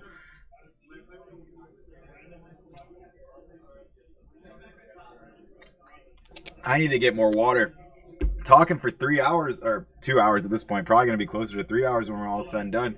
Not the easiest thing in the world, especially trying to keep up that excitement for you guys. But yeah, definitely look up that music. It's awesome. It's really cool that it's something that I can play, and it fits the stream very well. Kind of fits the whole like fantasy vibe. You know, two characters fighting each other. We're in a tavern, having some fun, playing some cards. We have Alex from round number 1 who was able to take round number 1. Jamie from round number 2 was able to take round number 2 and have them in the finals versus each other. And this will be the test for Fi. This will be to see if Fi is able to play through that disruption we were talking about. Before, he was able to just do whatever he wanted to do, right? The Dromai player was not giving him the business at all, was saying, hey man, I'm going to block. Let's see if you can get through. Fi was able to get through, and Fi took that round. That's probably not going to happen against Jamie. We're going to see a very aggressive Bravo, I think. Lots of disruption, lots of pummels, lots of crushing effects. And, you know, something Fi is not known for doing very well is blocking. So we're probably going to see a lot of Fi not doing that as much as they can. I think there was the echo. I apologize for that if that was going on. I have just fixed it. Sometimes it gets 2 sources. Nah, AJ, you need a co-host, take some pressure off. Feel ya. I feel you, man. I'd love to. If any locals ever wants to join me in the booth, I'll definitely take someone to bounce ideas off of, all that good stuff. But hey, I love bringing the game to you guys. I love bringing Flesh and Blood to everyone who wants to watch it. If you can, share the stream around. Share it. We are out here every single Saturday bringing you, most of the time, Classic Constructed, but sometimes Blitz, sometimes other formats, but most of the time Classic Constructed. So share it around. Tell your friends if they want to watch more Flesh and Blood, you know, after Pro Tour Lille, here's more Flesh and Blood. These are high-level players. These are good players. These are both players here are qualified for nationals, just not able to make it to Lille. So Central Florida, one of the best card gaming communities in the world. I truly believe that. And let's get it popping. Who gets it? Alex is going to start us off with the Rising Resentment. 2 damage and go again with the yellow version. If you guys have any suggestions for the stream too, something I'm looking into doing is finding some way to get these cards to pop up on screen as I say them, kind of like, you know, if you've seen the Team Covenant streams, I'm very envious of that. Jamie gonna block with that perfect 2-block pummel. Again, Alex is gonna see how wide he can go. Maybe he can sneak some damage in this turn. Crush the Weak, Spinal Crush, both also huge in this matchup. 100% agree. Emotion, yo, joining us from the beach. Welcome to the stream. You know, great finals. Couple of friends here at the Haven. Getting in there. Another Phoenix Flame coming in for 2 damage and go again. Jamie giving up a piece of armor on turn 1. Pretty interesting choice there. Just decided not to take as much damage as he could. Classic matchup, Alex versus Jamie. So true, so true. Jamie living the Guardian life, living the Bravo life. Alex just on pretty much aggro for a long time. He switched off Turtle Katsu quite a while ago, but pretty much been on aggro decks as far as I can remember at this point. Here's something you don't see super often is Cranial Crush. So Cranial Crush says if it crushes, you can't draw cards during your main phase. So let's see if that comes up. You know, no Mask of Momentum trigger. I don't think he's playing it, but no Ancestral Empowerment trigger. Nothing like that. So 8 damage coming in. Does Alex choose to block it? Does he want to get around the crush effect? Does he care? I mean, of course, everyone wants to draw cards off Mask of the Momentum, right? That's why we play it.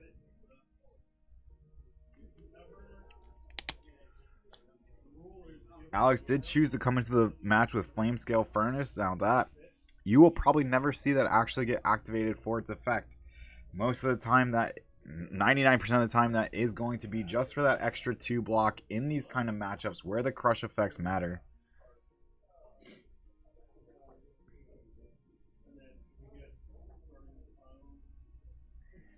Looks like Alex is choosing to block with the said Flame Scale Furnace 4-5. He would only be taking 3 here. Yep, Jamie's just going to Arsenal and pass. Alex going to be taking 3, not getting crushed. Mask of Momentum is still on. And you got to think, if Alex is choosing to block there, he's saying, like, I think I have a way to still threaten Mask of Momentum.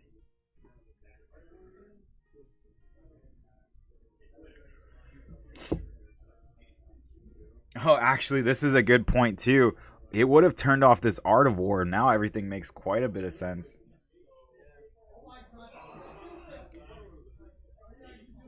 Turning off Art of War is probably a bigger deal than turning off Mask of Momentum.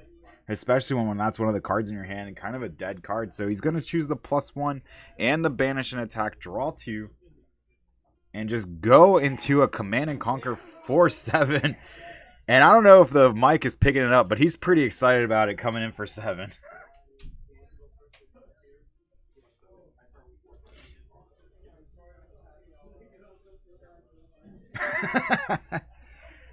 He's so happy about this 7 damage, you know. Another breaking point, not 6. No D-React can be played to. That's probably a D-React in Arsenal if I had to guess right now. He's fired up, ready to go.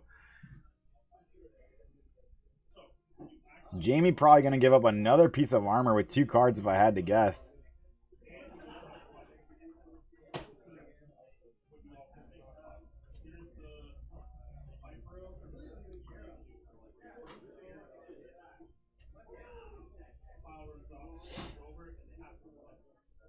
Looks like Jamie's going to give up the Disable and the Showtime. Now both of those block for 3. Gonna take the 1 and lose the Arsenal. It's just another, it's not Disable, but the another blue pitched card, another blue pitched attack. No D-React, Arsenal gone, awkward breakpoint, very true. And Jamie just gonna answer back with an Anothos for 4. You know, all that from Alex, and he's still down 33-39. This is a completely different game than the Dromai matchup.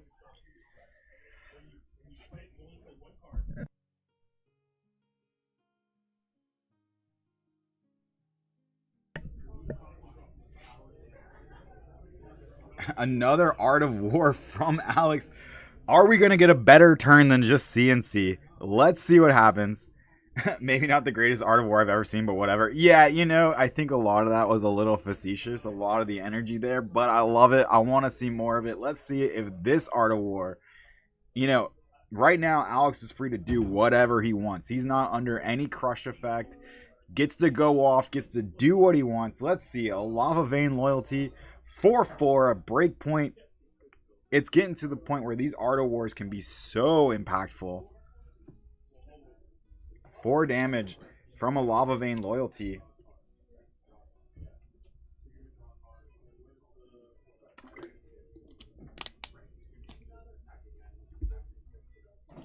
And go again. Jamie's going to have to decide. He did block with the Sink Below. Then we're going to move into the Searing Emberblade, not buffed from the Art of War.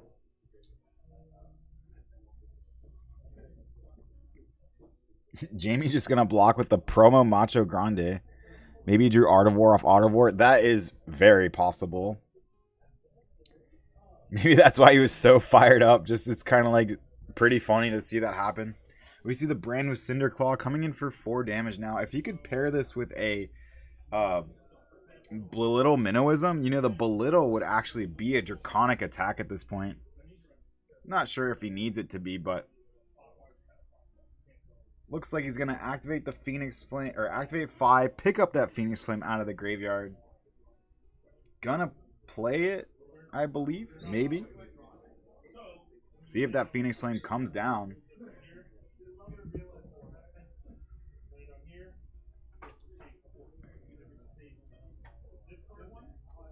It's like we have the Rising Resentment coming in for 3 at chain link number 4. Gonna block another 3 here.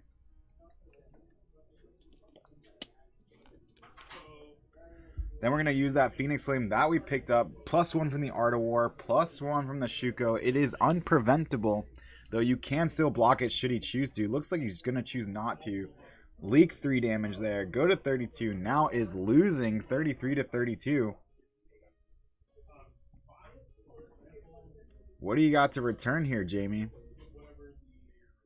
Looks like 1 card in hand, 1 card in arsenal. I assume we're just going to throw the hammer out, to be honest. 4 damage hammer. Alex going to take it. And, you know, with all this blocking and this hammer, Jamie's keeping up. You know, Alex is doing all this stuff, having a lot of fun, going crazy with Art of War. But really, at the end of the day, he's still losing by 3. Going to start with the Mounting Anger for 3 damage go again, I believe. 4 damage go again. Yep, this is the 1 cost 4 damage go again.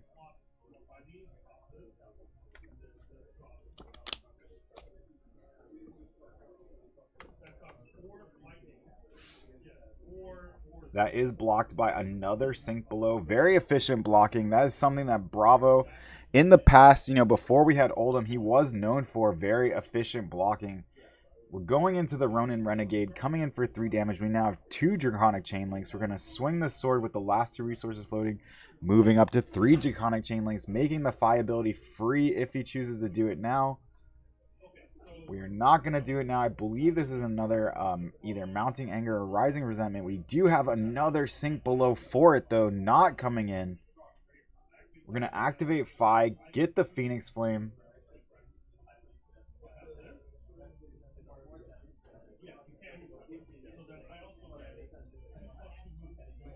Alex deciding what the next card he should play is, and I wonder if he's just going to throw in the Phoenix Flame, get some more damage in.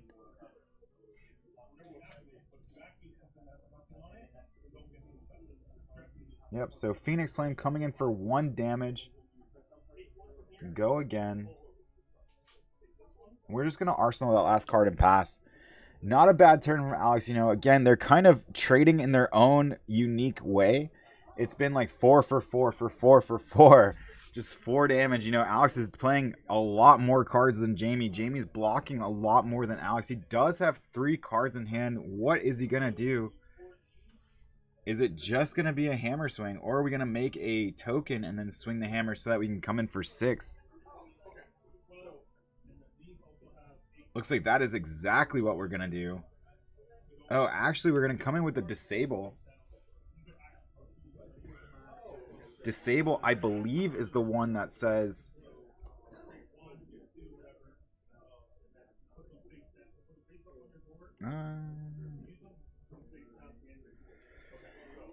yeah, if Disable is basically the one that tucks your arsenal if it crushes. So it looks like that's the one that came through. So this should be a big crush pummel turn. So I think the Disable did exactly what it needed to do, right? It got rid of that card in arsenal. Alex took the damage there. We have the 3rd and final Art of War. This is going to have to be big. You want to get a huge lead off this turn.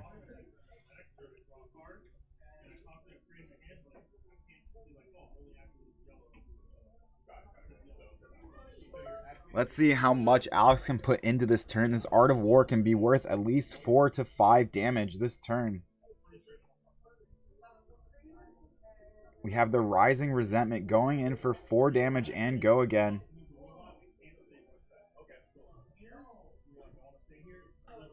Art of War number 3.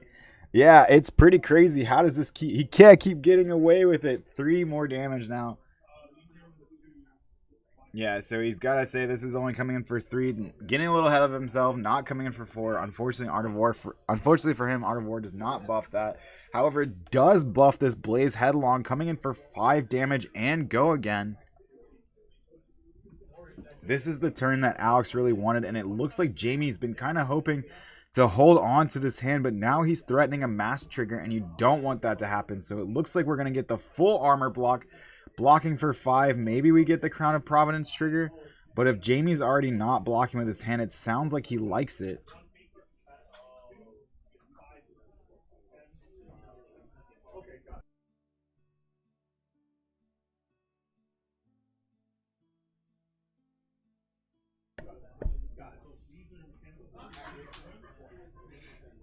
Kind of pick up that Phoenix Flame, coming with the Phoenix Flame for 2. Loving the back and forth. Yeah, this has been a really good final. I'm really happy that these two players were able to make it 2 of our best players at locals. Totally believe that. Alex has competed at a lot of high-level events, done pretty well, and so has Jamie. Both these players are going to nationals. And we see the Crippling Crush come down thanks to the Seismic Surge token, reducing its 7 cost to a 6 cost, and then pitching 2 blues. Now we kind of see why Jamie was deciding to hold on to all of that. Looks like Alex is going to give up his own fridge. Looks like that's 3, 4, 5, 6, 7, 8 damage. Take 3. Only giving up 1 card, but losing a lot of armor in the process. He's only got the Tide Flippers left. No more Shuko buff. No more Mask of Momentum triggers. No more worrying about any of that. Just a straight up, the only armor you have to worry about is Go Again from the Tide Flippers. And one of the cards he blocked was Salt the Wound. Salt the Wound is one of those cards that can really just end the game on a dime, coming in for so much damage if things hit.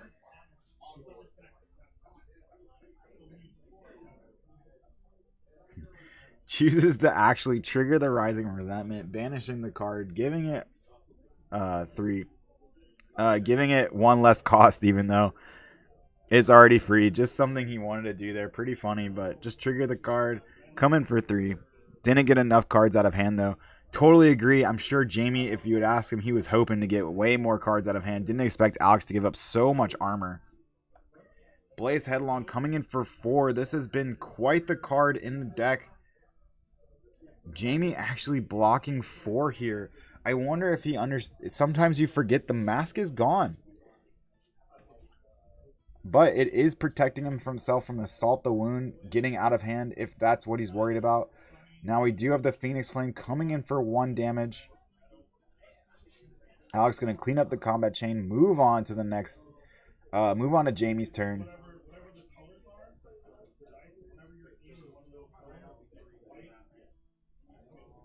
Seismic Surge token into a Spinal Crush.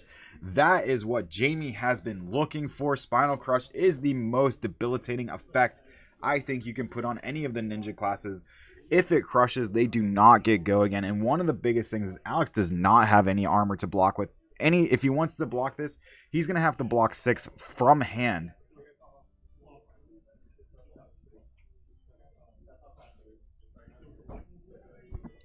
You have to wonder how much, if you're Alex, do you decide, hey, if I give up 3 cards, I don't have a turn anyway. Maybe he just gives up 4 cards.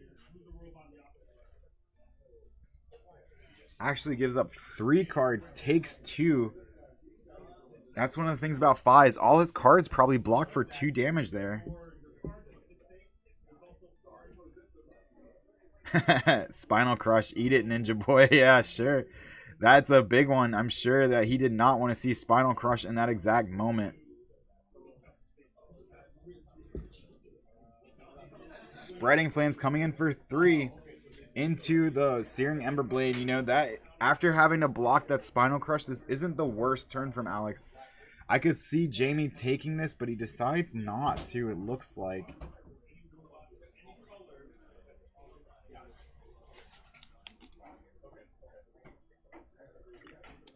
Yep, Jamie's going to block both of those attacks with 3 blocks.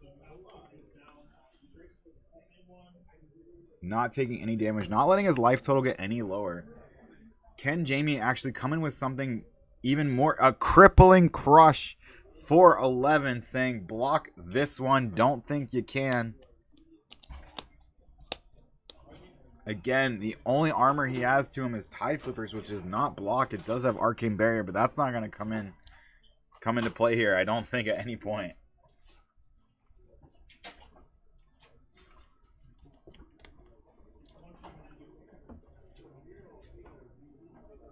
And Alex just choosing to block with his entire hand. And despite blocking with his entire hand, because he has so many 2 blocks in the deck, he still ends up leaking 2 damage. And Alex just going to pass back because no cards left in hand.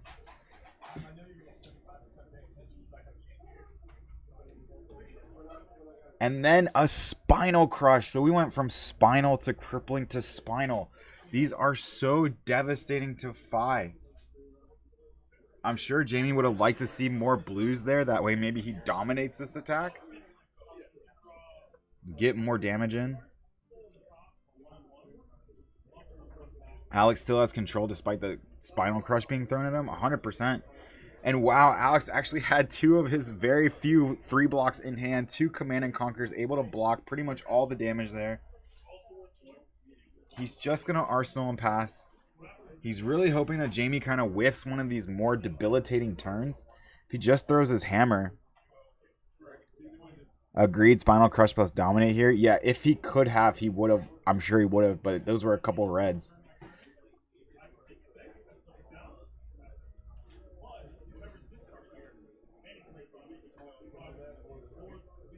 So here we just see the Disable coming in for 8 damage.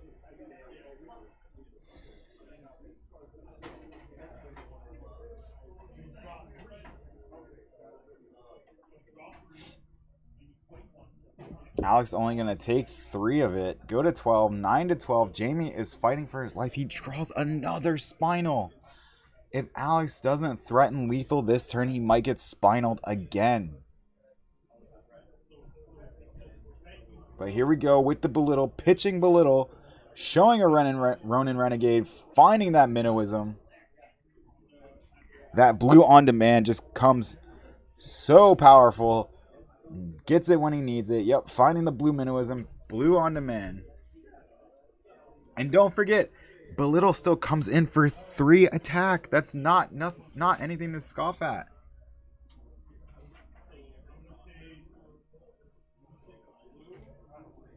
That's a third of Jamie's life right now, this Belittle.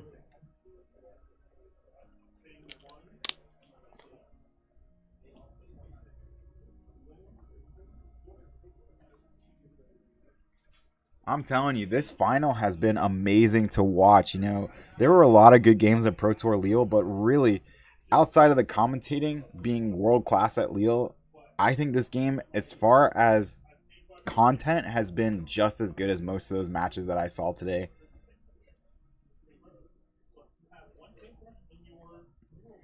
Ronin Renegade coming in for 3. Into a Searing Emberblade coming in for another 3. The Ronin Renegade was able to take 30% of Jamie's life, and now this Emberblade is going to take another 50% at this point. Now Jamie's at 3 life. He's holding on, trying. He wants to play that Spinal in his hand.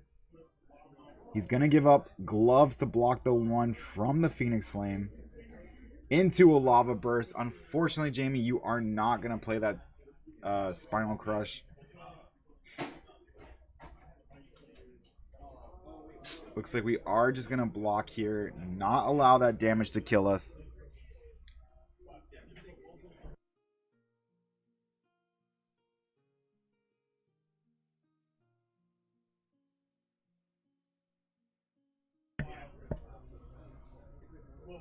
Looks like we just have the Pummel and the Spinal Crush in hand. Make a Surge and pass. I think that might be the end of the game. Jamie has no armor here. If Alex even has a half-decent turn, probably going to end it here. He really needed that one more piece of disruption to really make sure Alex didn't have a turn here. And because Alex was able to put on the pressure, looks like Jamie is going to leak 1. I see 2 pummels in his hand. Unfortunate. Going to block another 3. Alex sees the writing on the wall, going a little fast. Picks up a Phoenix Flame, blocks with the last card. Is the last card able to attack? No. Jamie is alive for another turn.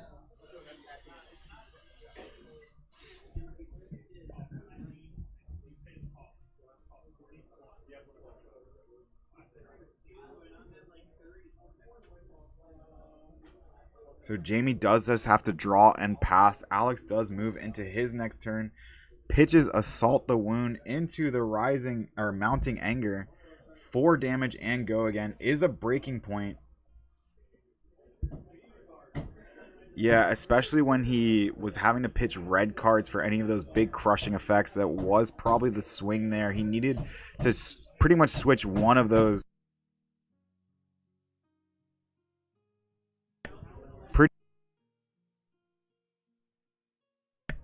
Pretty much switch one of those reds for a blue, and he has a much better time. Looks like he's going to block for 3 here on the 4.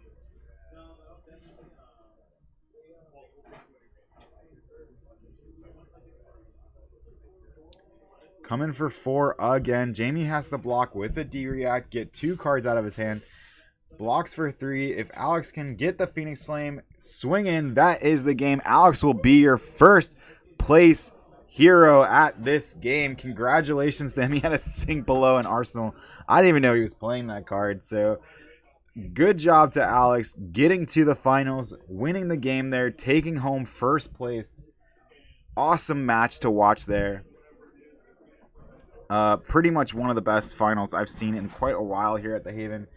Back and forth up until the very end there. Alex was able to just put on a little bit too much pressure, keep the pressure going, and take home the victory. Awesome play from him. We were talking about this deck a little bit. I do like it. Seems very consistent. The little minnowism package still seems alive. Gonna switch over to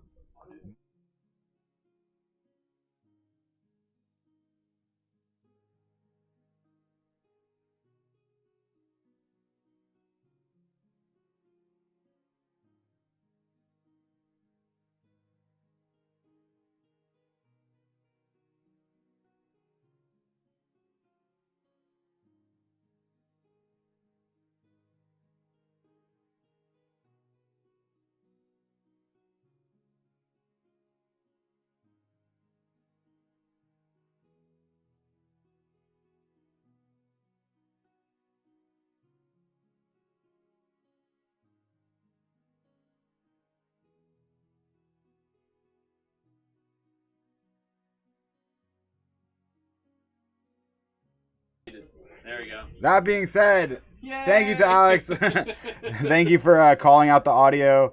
That being said, please visit us at thehaventabletop.com. Use promo code TEAMACG. Awesome game, awesome finals. We're gonna sign off here. It was great to host it for you guys. Sorry about the audio there for the last second, but again, super awesome game.